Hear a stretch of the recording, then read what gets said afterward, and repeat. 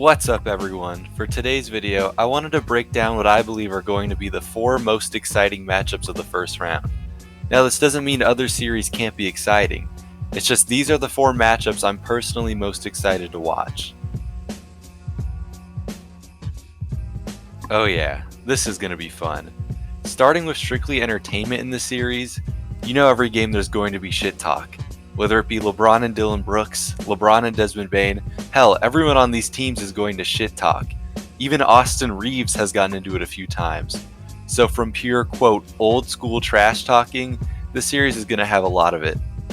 The rivalry between these two teams has also been heating up for a couple seasons, so a playoff series between the two is going to be elite. But let's move to basketball and push the narratives aside for a minute, because the basketball is what actually makes these series great.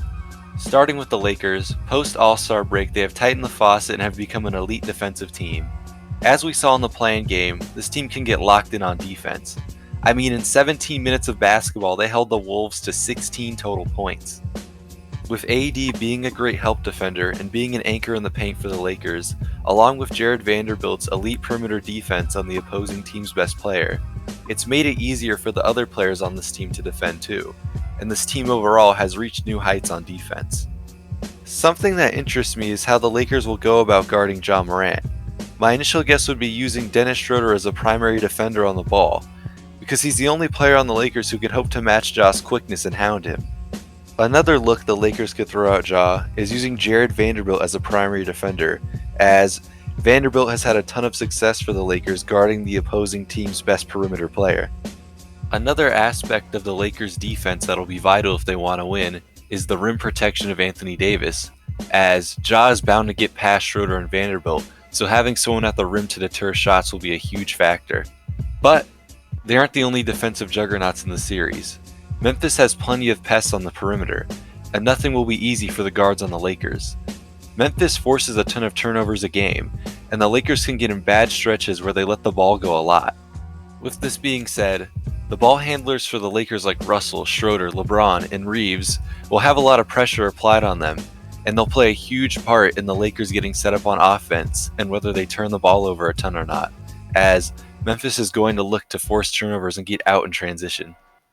And down low, Memphis has a huge shot blocking threat in Jaren Jackson Jr., who's one of the current favorites to win Defensive Player of the Year. But there's one major concern with Jackson, and that's his inability to stay on the court due to foul trouble. In the playoffs, Jackson has played 17 games, and he's only played 30 or more minutes in 5 of those games. He's also had at least 4 fouls in 13 of those games. Jackson also leads the NBA in fouls committed per game at 3.6, and in the playoffs, this average jumps up to 4.4 fouls a game. This also coming while the Lakers have been one of the best teams at getting to the line in the NBA. So how Jackson Jr. and the Grizzlies coaching staff come up with a game plan to help keep Jackson out of foul trouble and on the court while being effective is going to be a huge part of the series. As opposed to the past, the Grizzlies don't have much front court depth, so keeping Jackson on the court is going to be vital, especially against a team with slashing threats like the Lakers. This also goes into one of the most important things in this series, the aggressiveness of Anthony Davis. If Anthony Davis is aggressive offensively and can get Jaren Jackson Jr. into foul trouble, it will make life very easy for the Lakers in the paint.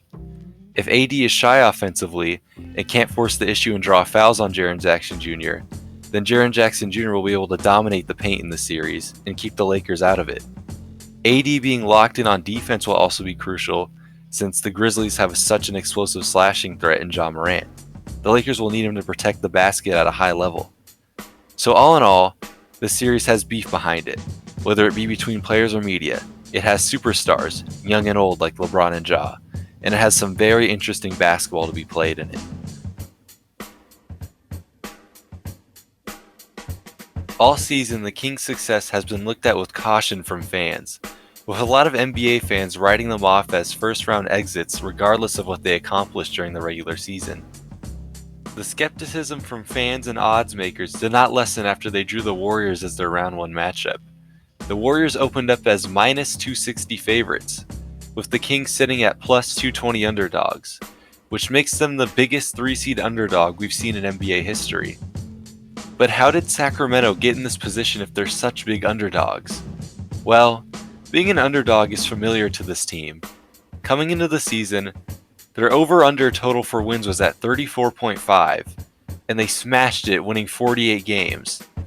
The Kings were also 250-1 long shots to win the Pacific Division, which they did, making them one of the biggest division-winning underdogs in sports history. There was also plenty of adversity to overcome. After failing to make the play-in last season, after the controversial Halliburton-Sabonis trade, a lot of criticism and doubt was thrown in the face of this team. But here we are now. Coach of the Year Mike Brown has created a perfect system behind his all-stars De'Aaron Fox and Domantas Sabonis, and the Kings front office has compiled a ton of elite shooting, with Herter, Ricky Keegan-Murray, which draft selection did receive some criticism from fans, as he was taken over highly touted prospect Jaden Ivey, Fox's former college teammate Malik Monk, Harrison Barnes, and many more elite shooters on this team. This team gets up and down the floor incredibly fast, being among the league leaders in pace and points, while having one of the best offenses statistically in NBA history. But there has been some drawbacks, as far as playoff teams come, they are horrible on defense.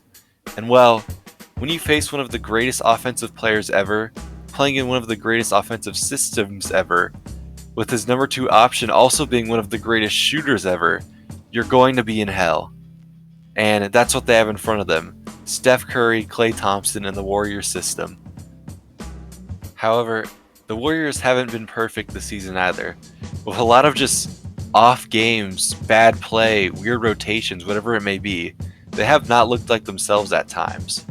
But just in time for this series, they get back, in my opinion, their second most important player of last postseason, Andrew Wiggins. Wiggins is going to be incredibly key in this series, as his ability to defend the perimeter against a perimeter-centric Kings team will be vital. Another vital matchup will be how the Warriors contain Sabonis, being able to throw Draymond, who we've seen guard bigs in the past, at him, and having Kevon Looney as another possible matchup as a bigger body. The final major key in the series will be if the Warriors can overcome their newfound road issues and take a game in Sacramento. The Kings have an incredible home court advantage, and I just know those fans are going to be rabid seeing their team in the playoffs for the first time in 16 years. So the series will really come down to if Golden State can overcome their road struggles. So all in all for the series, you have the defending champs defending their crown against one of the biggest underdogs in NBA history. Both teams incredibly entertaining and with high-powered offenses, but both teams have enormous flaws. This should be a great series. If Kawhi vs. KD wasn't enough for you, we finally get to see KD vs. Russ in a playoff series against each other. Granted, it was years later than we wanted. Starting with Kawhi and KD, I really hope we get to see moments of them guarding each other. It's always very iconic and entertaining to see the greats of the NBA go at each other directly in the playoffs. One of the more interesting aspects of the series is if Paul George will suit up for the Clippers. The Clippers are facing a similar problem as they did in 2021 against the Suns, with one of their main duo partners being out. And it doesn't really seem like Paul George is going to play during this series, and it's going to leave the Clippers at a huge disadvantage and hurt their chances a lot. And with that being said, I do think this series will be a bit of an uphill battle for the Clippers. But as we saw in 2019, Kawhi can be the great equalizer in any series when he's at his best. So if Kawhi brings his best playoff form, we'll be in for a competitive classic here. Next up is the approach that Tyronn Lue and the Clippers will take to stop this new and improved Suns offense. The Clippers have plenty of versatile defenders, but facing Paul, Booker, Durant, and Ayton will never be an easy task for a defense. I'm guessing the fifth player that goes along this 4-man lineup for the Suns will be left open a lot, which gets into my next point of how important the Suns' role players are. The Suns won't always have this core 4 on the court together, so if other role players on the Suns can't hit open shots or space the floor, it would allow the Clippers to collapse more on Booker and Durant and cause more pressure on them. The Suns have pretty bad depth, so the Clippers having depth on their side will be a huge advantage for them. And speaking of their depth, one of the main X factors in the series will be how Russell Westbrook is utilized. He's looked better on the Clippers, playing more to his strengths and finding open looks for the Clippers' deep cast of shooters. But there also is a lot of room for him to improve, and he's had a lot of bad moments, whether it be bad shots, mental lapses on defense, or bad turnovers. The rust we get in this series will be a huge factor of how dynamic the Clippers' offense can be. The final thing is, how worn down will Chris Paul be this postseason? We saw in round 1 last season he was able to turn in some great performances, but he later ghosted against the Mavs towards the end of that series. If Paul can replicate his 2021 playoff form, life for the Suns supporting cast will be a lot easier, as he'll be drawing attention and kicking it out to open shooters. But if he can't draw attention, then it'll be very hard for the Suns to get shots outside of Booker and Durant.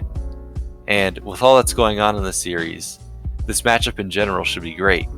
Tyronn Lue versus Monty Williams is a coaching matchup, and Kawhi and KD is a small forward matchup. This series has a lot going for it, and it will be great.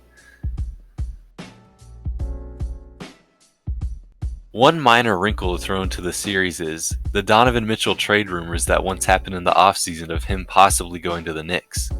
I don't know how relevant this will be to the players, but this definitely will become a media talking point as the series goes on. Another thing for the series is, while it was in doubt, the Knicks are going to have Julius Randle back for the playoffs. And after his disastrous 2021 first round against the Hawks, I expect him to have a chip on his shoulder and a lot to prove this series. But thankfully for Randle, he won't have as much attention on him this time, as offseason acquisition Jalen Brunson has been lighting it up for the Knicks, and is honestly their best point guard we've seen in forever. Brunson's ability to score against elite rim protection will be vital, as Allen and Mobley patrolling the paint will not make anything easy. As we saw last postseason, Brunson is elite at scoring on bigs, and he plays way bigger than his stature. During the series, the Knicks are also going to need a lot from their depth. Floor spacing will be incredibly key against this suffocating Cavs defense, and if they can't hit shots, Brunson and Randle are going to have a lot of attention on them, and it's going to be incredibly difficult to score. Moving forward to the Cavs, they have one of the most fearless players in the postseason as their number one option, as you can expect Donovan Mitchell will be in attack mode all series. Next to him he has Darius Garland, who's going to make his playoff series debut. How Garland can handle pressure from the Knicks guards will be vital, as the Cavs need him to facilitate at an elite level for this postseason. The matchup between him and Quickley will be incredible, especially with how great Quickley is on defense. This series in general will have a lot of grinded out games and suffocating defense.